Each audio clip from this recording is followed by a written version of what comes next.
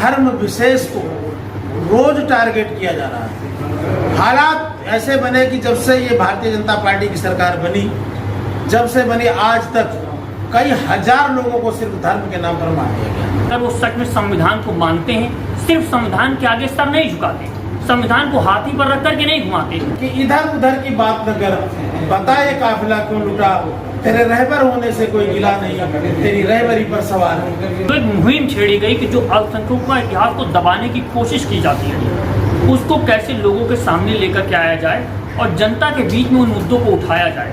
तो आज हमारे साथ एक साथी मिले जिन्होंने अपनी बेबाकी के साथ राय और जो पासमानदा मुसलमान की बात करते हैं प्रधानमंत्री नरेंद्र मोदी, कहते हैं कि सबका साथ सबका विकास।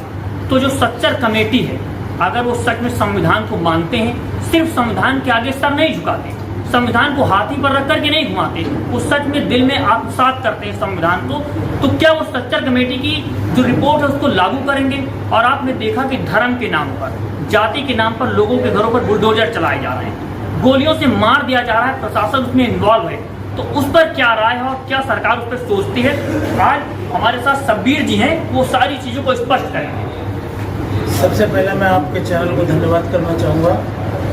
मेरा नाम शब्बीर अहमद मंसूरी है। मैं भारतीय पसमानदा मुस्लिम समाज का राष्ट्रीय प्रवक्ता हूँ इस संगठन का। और देश के अंदर जो माहौल छिड़ा हुआ है, धर्म के नाम पर मौलिक जिक्र देना, धर्म के नाम पर उसको इंसाफ देना, धर्म के नाम पर उसके साथ जुल्म करना, ये एक तरह से संविधान की हत्या है। भारत में जब संविधान लागू हुआ, मैंने बाबा साहब भीमराव अम्बेडकर ने संविधान बनाया, उन्होंने साफ शब्दों में ये बात कही कि देश के अंदर धर्म के नाम पर, क्षेत्र के नाम पर, रंग के नाम पर किसी के साथ भेदभाव नहीं किया जाएगा। लेकिन कुछ ऐसी ताकतें हैं जो समाज में आई, राजनीति में आई और वो सत्ता का सुख हो गई। मुस्लिमों का तो सिर्फ आज़ादी के बाद से आज तक इस्तेमाल किया गया। अगर मैं ये बात कहूँ कि मुसलमानों की बर्बादी के पीछे सारा का सारा हाथ उस पार्टी का है जिसने सबसे ज्यादा शासन किया आज़ादी के बाद से। अब जैसे बाबरी मस्जिद का जो आज तक हम लोग झेल रहे हैं, ये भी देन उसी सरकार की, सेंटर में भी हुई थी और यहाँ भी हुई है। उसके बाद इन्होंने जब देश के जंग आज़ादी में आज विश्व की जयंती है, ऐसे महापुरुषों ने इस देश को आज़ाद कराने में लाखों महापुरुषों ने, मेरी माओं ने, बहनों ने, बेगम हजरत महल नूर जहाँ चांद, बीबी बेगम आलिया, अल्लामा फजल खैराबादी, मुफ्ती कदीरुद्दीन सिद्दीकी आदि तमाम महापुरुषों ने अपनी जान की कुर्बानी दी तो आज़ाद हुआ। इसके पीछे इनकी सोच क्या थी? इसके पीछे इनकी सिर्फ इतनी सोच थी कि अगर आज हम जान देने में आगे रहेंगे तो आने वाले समय में एक साथ बैठकर बराबर इंसाफ लेने और देने का काम करेंगे। लेकिन ऐसा नहीं हुआ। आज़ादी के बाद 10 अगस्त 1950 को हमारे साथ इतना बड़ा भेदभाव किया गया कि एक राष्ट्रपति आदेश लाकर, जो एक तरह से गैर कानूनी था, संविधान आर्टिकल 15 की हत्या थी, ये लाकर ये कहा गया कि इस जो अनुच्छेद 341 की जो सुविधा है, यानी SC/ST एक्ट की जो सुविधा है, 340 पे इन्होंने बैन नहीं लगाया, 341 में बैन, 342 में बैन नहीं लगाया, 341 में ही बैन लगाया। भारत के अंदर 1061 विधानसभा की सीटें हैं। ये बैन लगने की वजह है जहाँ पर दलित मुसलमान इलेक्शन नहीं लड़ सकता। 131 सांसद की ऐसी सीट रिजर्व सीटें हैं जिनसे दलित मुसलमान इलेक्शन नहीं लड़ सकता। हालात ऐसे बना दिए कि मुस्लिम धोबी हिंदू धोबी को धोबी नहीं कर सकता।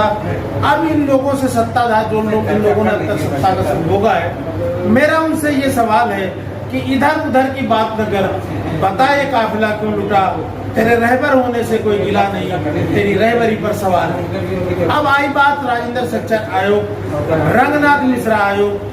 सरकार ने 2004 में इसको बनाया।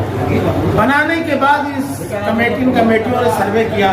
सर्वे पे मुसलमानों को झल्ली पल्ली, रेड़ी, रिक्शा, ठेला, नींबू, धनिया, मिर्चा, मूली, अंडा बनाया। लेकिन मुसलमानों को सरकारी कुर्सी, सरकारी कलम पे नहीं पाया।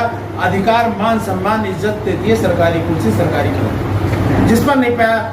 रंगनाथ मिश्रा आयोग, राजेंद्र सच्चर आयोग ने सरकार से ये सिफारिश की कि दलित मुसलमानों को दोबारा से शामिल किया जाए अनुच्छेद 341 में, जिस तरह से आपने 1956 में सिख मजहब के दलितों को शामिल किया। 1990 में बौद्ध धर्म के दलितों को शामिल किया। ठीक उसी तरीके से भारत की सिकंदराबादी दलित मुसलमानों को भी शामिल किया जाए। अगर इनकी तरक्की नहीं होगी तो देश की तरक्की नहीं होगी। हालात ऐसे बना दिए कि मुस्लिम पिछड़ों के पीछे जा चुका। ये हम नहीं कह रहे, ये देश की सरकारी रिपोर्ट कह रही है। 2004 मुकदमा नंबर 180/2004 से चल रहा है। इस पर आज तक उस सरकार ने कोई जवाब नहीं दिया। हमारे देश के माननीय प्रधानमंत्री जी ने मध्य प्रदेश में ये कहा कि देश के पसमानदा मुसलमानों का आज तक कोई सुध नहीं लिया। मैं सिर्फ इस बात का धन्यवाद करना चाहता हूँ कि देश का कोई प्रधानमंत्री पहली बार पसमानदा मुसलमानों की बात कही, लेकिन सिर्फ कही है। अगर उनको दलित मुसलमानों से प्रेम होता तो राजेंद्र सच्चर आयोग की रिपोर्ट को लागू कर देते। अब इनको केजी बालाकृष्ण आयोग बनाने की जरूरत नहीं थी। और जिस तरह इन्होंने सिखों के लिए खोला, बौद्धों के लिए खोला, उसी तरीके से मुसलमानों के लिए खोल देते तो आज मुसलमानों की हालत सबके बराबर होती और इनका नारा सबका साथ, सबका विकास, सबका विश्वास कामयाब होता। लेकिन ऐसा नहीं है। ये सिर्फ हाथी के दांत दिखाने के कुछ और लगते हैं, खाने के कुछ और लगते हैं। हर हाल में इस समाज को नीचे तबके पे ले जाने के इनका काम है और सिर्फ धोखा देने का काम है। अब आई बात कि देश के अंदर मॉब लिंचिंग की घटनाएं बढ़ती जा रही, दिन प्रतिदिन बढ़ती जा रही। एक धर्म विशेष को रोज टारगेट किया जा रहा है। हालात ऐसे बने कि जब से ये भारतीय जनता पार्टी की सरकार बनी, जब से बनी आज तक कई हजार लोगों को सिर्फ धर्म के नाम पर मार दिया गया। एक भीड़ तंत्र आती है, वो भीड़ तंत्र उसको मार देती है। अब जब इनसे ये बात कही जाती है तो कहते हैं नेहरू जी की गलती है। तो नेहरू जी की उस समय भी वो गलती थी जब नेहरू जी ने धर्म के नाम पर ये पाबंदी लगाई थी। जब सारी गलतियों को सुधारा जा रहा तो इस गलती को भी सुधारा जाना चाहिए। अनुच्छेद 341 से धार्मिक प्रतिबंध हटा लेना चाहिए, लेकिन ऐसा नहीं है। अब अत्याचार निवारण एक्ट जो 1989 में बना था, वो राजीव गांधी जी की सरकार में बना था। अत्याचार निवारण क्या है? एससी को अगर कोई मारेगा, कोई पीटेगा SC ST को, तो उसको सरकार मुआवजा देती है, सुरक्षा देती है, यानी कानूनी सुरक्षा देती है। हमको क्या करती पार्टियां? जबानी सुरक्षा देती है। हम सभी पार्टियों से बात कहते हैं कि हमें जो सुरक्षा देना, वो कानूनी सुरक्षा देने की बात करो, हमें जबानी सुरक्षा देने की बात मत करो, क्योंकि कानून से हम महफूज रह सकते हैं, जबान से महफूज नहीं रह सकते। मैं माननीय देश के प्रधानमंत्री से फिर ये अनुरोध करना चाहूँगा कि माननीय प्रधानमंत्री जी, हम लोगों ने, हमारे पूर्वजों ने बड़ी कुर्बानियाँ दी हैं, बड़ा खून बहाया, तब जाके देश आज़ाद हुआ। लिहाजा हमारे साथ धर्म के नाम पर भेदभाव ना करें।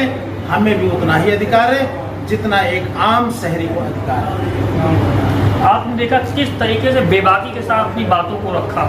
जो धर्म के नाम पर मॉब लिंचिंग की जा रही है, उस पर भी सवाल उठाया गए, और जो मुसलमानों के साथ देख करके मार दिया जाता है, मॉब लिंचिंग कर दी जाती है, उस पर कड़े कानून लागू होने चाहिए। जो रिपोर्ट आ रही सच्चर कमेटी की, उसको भी लागू करना चाहिए, जो कानून के आधार पर लोगों को सुरक्षा मुहैया करा सके, सिर्फ जुबानी जुमलेबाजी ना हो सके। आप देख रहे हैं 2 बोल न्यूज़, मैं आमिर खान आजाद, कैमरामैन वसीम के साथ।